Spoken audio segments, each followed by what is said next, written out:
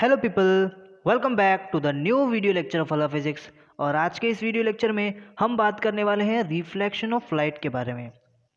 तो जैसा कि आपको पता है, रिफ्लेक्शन ऑफ लाइट आपके महाराष्ट्र स्टेट बोर्ड के क्लास 9th का टॉपिक है। यह है चैप्टर नंबर 11, जिसमें आज हम देखेंगे लेक्चर नंबर 4। तो आज के इस वीडियो लेक्चर में हम स्टडी करेंगे कि रिफ्लेक्टेड रे को किस तरह से बनाया जाता है। फिर हम समझेंगे रे डायग्राम क्या होता है और इसको बनाने के रूल्स क्या है। तो without wasting any time, let's jump right into the topic. सबसे पहले हम लोग देखेंगे how to draw reflected ray. तो सबसे पहला सवाल जो हमारे सामने आता है वो ये है कि जब भी इंसिडेंट होता है स्पेरिकल मिरर के ऊपर, तो रिफ्लेक्टेड रे का डायरेक्शन किस तरफ होगा। तो आइए उसे समझते हैं। तो मान लेते हैं कि हमारे पास एक स्पेरिकल मिरर है। इस स्पेरिकल मिरर को कोई नाम देते हैं, तो हम इसको नाम देते हैं एम और एन। ठीक है, और ये इसका प्रिंसिपल एक्सिस है। ओके, नाउ यहाँ तक तो क्लियर है।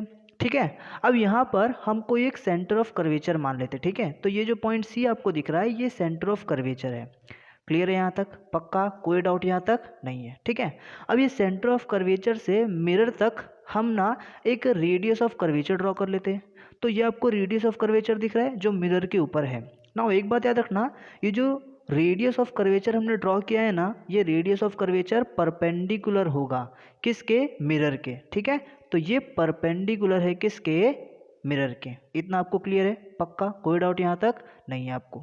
ओके, नाउ अब हम क्या करते हैं ना, अब हम मिरर के ऊपर एक इंसिडेंट रे को इंसिडेंट करा के देखते हैं। ठीक है, तो जब हम कोई एक इंसिडेंट रे को इंसिडेंट कराएंगे किसके ऊपर? मिरर के ऊपर। तो आप देख सकते हैं यहाँ पर एक इंसिडेंट रे है जो इंसिडेंट हो रहा है मिरर के ऊपर। ठीक है, अब आपको पता है कि जो हमारा रेडियस ऑफ कर्वेचर बना था, वो रेडियस ऑफ कर्वेचर परपेंडिकुलर था मिरर के, मतलब वो एज अ नॉर्मल वर्क करेगा, है ना। तो नॉर्मल और इंसिडेंट रे के बीच में जो एंगल फॉर्म होता है, उस एंगल को क्या कहते हैं? यस, करेक्ट, उसे हम लोग कहते हैं एंगल ऑफ इंसिडेंस। तो यहाँ पर एंगल ऑफ इंसिडेंस फॉर्म होगा आई। ये चीज़ क्लियर है। नाउ अगर मैं आपसे बोलूँ कि लॉ ऑफ रिफ्लेक्शन बताओ, तो आपको याद है लॉ ऑफ रिफ्लेक्शन में क्या पॉइंट था आपका? सेकंड वाला। सेकंड लॉ ऑफ रिफ्लेक्शन था कि जो इंसिडेंट रे है, सॉरी, जो एंगल ऑफ इंसिडेंस है वो हमेशा एंगल ऑफ रिफ्लेक्शन के इक्वल होता है। यानी कि आई जो है वो हमेशा आर के इक्वल होता है। तो यहाँ पर आई जो बना है, ओके, तो हमें आर भी कैसे बनाना है? इसी आई के इक्वल बनाना है। ठीक है, तो हम यहाँ पर ना रिफ्लेक्टेड रे कहाँ से बनाएंगे? ऐसे बनाएंगे कि रिफ्लेक्टेड रे और इस रेडियस ऑफ कर्वेचर के बीच में जो एंगल बने ना, वो एंगल आर हमेशा आई के इक्वल हो। तो यहाँ पर मान लो कि कुछ एंगल बना हुआ है, लेट से यहाँ पे कुछ तो एंगल बना होगा ना, 30 डिग्री मान लेते। ठीक है, तो यही 30 डिग्री का एंगल यहाँ पे भी बनना चाहिए अगर हमने रिफ्लेक्टेड रे को ड्रॉ किया। तो हम यहाँ पर एक रिफ्लेक्टेड रे ड्रॉ कर लेते हैं, और इधर पे जो एंगल बना है वो एंगल भी कितना बनना चाहिए? 30 डिग्री बनना चाहिए, और इसी को हम बोलेंगे आर। बोलो, क्लियर रहेगा? पक्का, कोई डाउट यहाँ तक नहीं है। तो इस तरह से हम लोग क्या करते हैं, इस तरह से हम लोग ना रिफ्लेक्टेड रे को ड्रॉ करते हैं। तो आई होप अब आपको समझा होगा कि reflected ray, sorry I am so sorry, reflected ray को बनाने के लिए हमें क्या करना होता है। याद रखना, हमेशा कभी भी इंसिडेंट रे जब इंसिडेंट होगा, तो जो incident ray radius of curvature के साथ जो एंगल बनाएगा आई, सेम उतना ही एंगल आपका बनाना चाहिए रिफ्लेक्टेड रे भी उस रेडियस ऑफ कर्वेचर के साथ में आर। ठीक है, क्लियर रहेगा? ओके, नाउ अभी हम लोग क्या करते हैं, हमारा नेक्स्ट टॉपिक समझते हैं रे डायग्राम के बारे में। बट उसके लिए ना मैं आपको एक वीडियो दिखाना चाहता हूँ, एक छोटा सा एक्सपेरिमेंट दिखाना चाहता हूँ। ठीक है, तो आओ ज़रा एक वीडियो पे नज़र डालते हैं अपना। तो ये वीडियो आपको दिख रहा है। अब देखिए, इसमें मैंने जैसे ही मिरर को, यानी कि जो मेरा कॉन्वेक्स मिरर है, उसको मैं दूर लेके जा रहा हूँ, तो इमेज बहुत छोटी दिख रही है, और जब पास लेके आ रहा हूँ तो इमेज बहुत बड़ी दिख रही है। नो, ये बहुत ऑब्वियस सी बात है कि चलो इसमें क्या अलग क्या है, नॉर्मल है ना। अगर हम दूर लेके जाएंगे तो हमें छोटा दिखेगा, और पास लेके आएंगे तो बड़ा दिखेगा। नो, ऐसा क्यों हो रहा है ये हमें समझना है। ठीक है, तो ऐसा हो रहा है because of image formation through a convex mirror. ठीक है, कॉन्वेक्स मिरर में इमेज वैसे ही फॉर्म होता है। नाउ इमेज का साइज कितना रहेगा ये डिपेंड करता है कि जो ऑब्जेक्ट है वो मतलब मिरर से कितना दूर है। वापस एक बार मैं रिपीट करता हूँ कि इमेज का साइज कितना रहेगा ये डिपेंड करता है कि ऑब्जेक्ट मिरर से कितना दूर है। ठीक है, तो इसी को स्टडी करने के लिए हम रे डायग्राम फॉर्म करते हैं। तो याद रखना, हम लोग रे डायग्राम के थ्रू ये स्टडी कर सकते हैं कि जो इमेज प्रोड्यूस हो रहा है स्पेरिकल मिरर से वो कैसा है। क्लियर रहेगा क्या? पक्का। तो आओ जरा रे डायग्राम के बारे में और समझते हैं।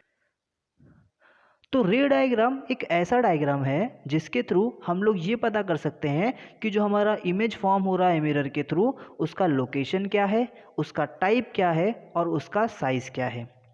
ना सबसे ऑब्वियस क्वेश्चन आपके सामने ये आएगा कि सर लोकेशन से क्या होता है? तो याद रखना, लोकेशन का मतलब होता है पोजीशन, यानी कि आपका जो इमेज फॉर्म हो रहा है वो मिरर से कितना दूर फॉर्म हो रहा है या कहाँ पर है, ठीक है, उसका नाम मिरर से क्या डिस्टेंस है, इसको हम लोग बोलते हैं लोकेशन ऑफ इमेज, ठीक है। तो रे डायग्राम के थ्रू आपको ये पता चलता है कि आपका जो इमेज फॉर्म हो रहा है मिरर के थ्रू, वो इमेज कहाँ फॉर्म हो रहा है, मिरर से कितनी दूरी पर फॉर्म हो रहा है। ये चीज़ क्लियर है। नाउ सेकंड यहाँ पे है टाइप। टाइप का मतलब क्या होता है?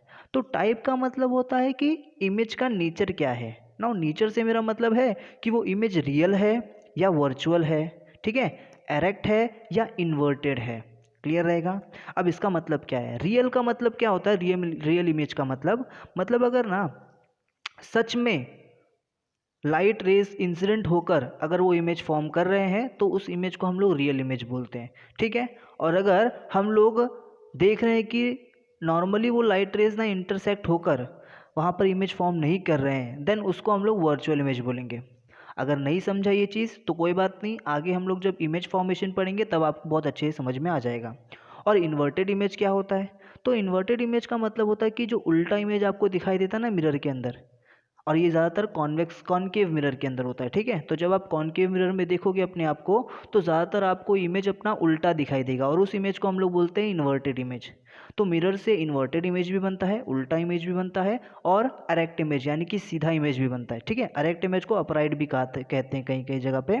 तो समझ में आ रहा है आपको? पक्का। नेचर क्या होता है? नेचर का मतलब इमेज रियल है कि वर्चुअल है, अपराइट है यानी कि अरेक्ट है, या फिर इन्वर्टेड है या उल्टा है, ठीक है। अच्छा, तीसरा है साइज़। तो साइज़ से मेरा मतलब है कि आपको इमेज के हाइट के बारे में पता चलेगा कि जो इमेज है उसका हाइट क्या है, वो कितना बड़ा है कितना छोटा है। क्लियर रहेगा आपको? पक्का। चलो ठीक है। तो रे डायग्राम क्या होता है ये तो हमको समझ में आ गया, बट अब रे डायग्राम से रिलेटेड कुछ रूल्स है, ठीक है। रे डायग्राम फॉर्म करने के लिए कुछ रूल्स है, वो रूल्स की स्टडी करना बहुत ज़रूरी है।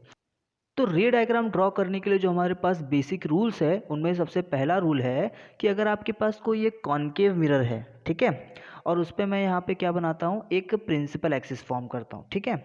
ना यहाँ पर आप देख सकते हो सेंटर ऑफ कर्वेचर है, ठीक है, और यहाँ पर आपके पास क्या दिखाई दे रहा है? फोकस दिखाई दे रहा है। क्लियर है? Okay. Centre of curvature draw कर दिया है, फोकस ड्रॉ कर दिया है, ठीक है। अब अगर कोई एक इंसिडेंट रे, याद रखना, कोई एक इंसिडेंट रे आपको इस प्रिंसिपल एक्सिस के पैरेलल दिखाई दे, तो अगर कोई इंसिडेंट रे पैरेलल जा रही है प्रिंसिपल एक्सिस के, तो याद रखना पहला रूल कहता है कि ये जो इंसिडेंट रे है रिफ्लेक्ट होने के बाद फोकस से पास होगी। कहाँ से पास होगी? फोकस से पास होगी। क्लियर रहेगा आपको? तो if an incident ray is parallel to the principal axis then the reflected ray passes through the principal focus. ये आपको याद रखना है। क्लियर रहेगा? पक्का। चलो ठीक है। अब हम लोग सेकेंड रूल की बात करते हैं। तो सेकेंड रूल है आपका कि अगर आपके पास कोई एक मिरर है, कॉनकेव मिरर है, वहाँ पर कुछ प्रिंसिपल एक्सिस है, सेंटर ऑफ कर्वेचर और फोकस है, देन अगर यहाँ से आपका जो इंसिडेंट रे है अगर वो फोकस से पास हुआ, ध्यान से सुनना, यहाँ पर आपका इंसिडेंट रे कहाँ से पास होगा? फोकस से पास होगा। तो अगर आपका इंसिडेंट रे फोकस से पास हो रहा है तो रिफ्लेक्ट होने के बाद, है ना, इंसिडेंट रे से हिट होने के बाद जो रिफ्लेक्टेड रे होगा वो रिफ्लेक्टेड रे कहाँ से पास करेगा? पैरेलल टू प्रिंसिपल एक्सिस, ठीक है।